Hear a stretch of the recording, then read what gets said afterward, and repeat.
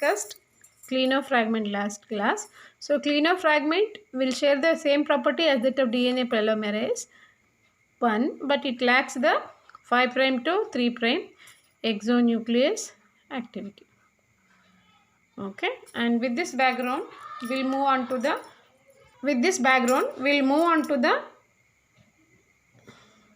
another polymerase, that is Taq DNA polymerase. I think you many might have heard about this particular DNA polymerase. So Taq DNA polymerase, it is one of the popular DNA polymerase used in the PCR technique.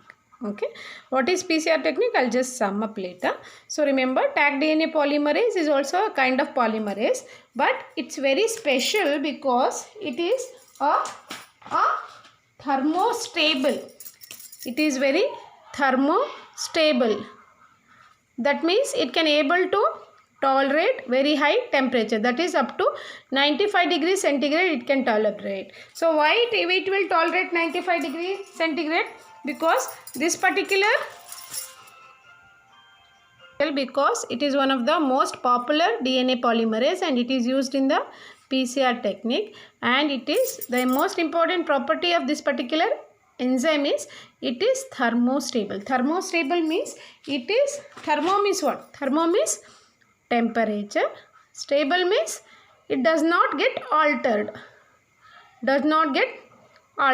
It is not altered even at the 95 degrees centigrade. So that's why it is known as the thermostable DNA polymerase. DNA polymerase is a thermostable DNA polymerase. Why? It is because it can tolerate temperature up to 95 degrees centigrade. That means it is unaltered or it remains active. So it doesn't get denatured. In another word, it does not get denatured. So this particular enzyme does not get denatured even at the 95 degree centigrade. Why does it happen? This particular property of thermostability is because this particular enzyme is isolated from a thermophilic bacteria. Thermophilic bacteria means what? Bacteria that survive at very high temperature. So this particular enzyme, that is Taq DNA polymerase, can tolerate up to 95 degrees centigrade because it is isolated from the thermophilic bacteria. So the bacteria name is Thermus aquaticus. Thermus aquaticus. So that's why T for thermus, A for ac. Thermus Taq. That's why it is known as labeled as Taq DNA polymerase, because it is isolated from a thermophilic bacteria, Thermus aquaticus. Okay, so this is regarding the Taq DNA polymerase, its thermostability. Now coming to the applications of Taq DNA polymerase. Taq DNA polymerase, the most important application is it is one of the indispensable tool of PCR techniques. It's very important. No PCR can be done without the Taq DNA polymerase. It is one of the most important ingredient. You can call it as an ingredient. It is one of the most important ingredient in PCR technique. Now we'll just scroll about what is meant by PCR technique. PCR technique is nothing but it's a technique wherein we get multiple copies of DNA. PCR technique involves 3 different steps. First one is the denaturation. Okay. Second step is annealing. Third step is polymerization. Polymerization or extension. Okay. So what we have discussed? So DNA is double stranded. Okay. So for DNA polymerase to bind, the DNA has to be opened. Under natural condition, it will open through the gyrase enzyme, but under artificial condition, we have to heat or we have to increase the temperature from 94 to 96 degree temperature.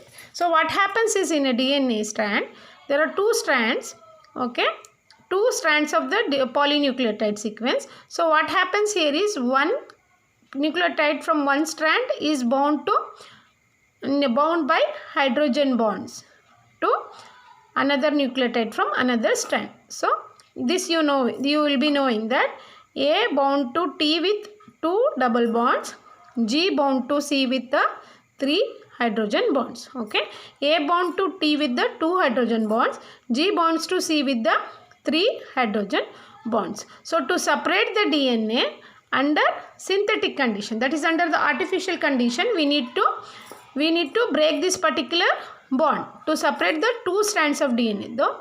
So we have discussed that there are 2 strands of DNA. So one strand is running from 5' to 3' direction, and the strand is in the direction of 3' to 5'. So these 2 strands are bound together by hydrogen bonds. Okay, the 2 strands in the DNA are bound together by the hydrogen bonds. So A is linked to T with 2 hydrogen bonds, G is linked to C with the 3 hydrogen bonds. So whenever DNA replication has to occur in artificial condition, so DNA has to be broken down, denatured. It has to be denatured into 2 individual fragments. So for denaturation, higher temperature is needed. When you increase the temperature, what happens is hydrogen bonds will break. So hydrogen bonds will break. When the hydrogen bonds will break, the strand is broken down into 2 different strands. So a single DNA molecule will be broken down into 2 different strands. So then next step, annealing happens. In annealing, the primer will come and sit over here, and then at the end polymerization will occur, where the polymerase sit over here and it will extend the DNA. So this is in the PCR technique. So later we will be having the PCR technique separately. That time we will deal very precisely, but just remember the 3 steps over here. One is your denaturation. Denaturation, what we are doing? We are increasing the temperature. This you have to keep in mind. Okay, and then annealing, we are decreasing the temperature 50 to 65, and then further we will increase the temperature to 72 degree when we are going for the polymerization.